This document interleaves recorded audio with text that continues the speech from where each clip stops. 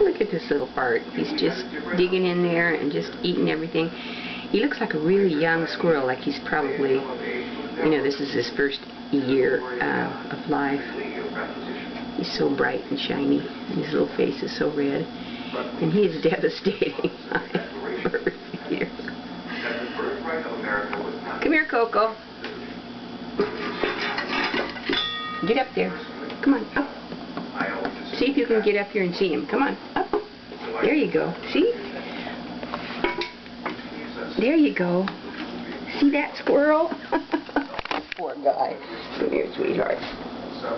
Okay, now. That squirrel is right there, huh? That squirrel is right there, looking right at you. Eating all our seeds. Don't you wish you could get him? Oh no, sweetheart. That's okay. I'm torturing him. He says, let me out of here. Let me get that squirrel.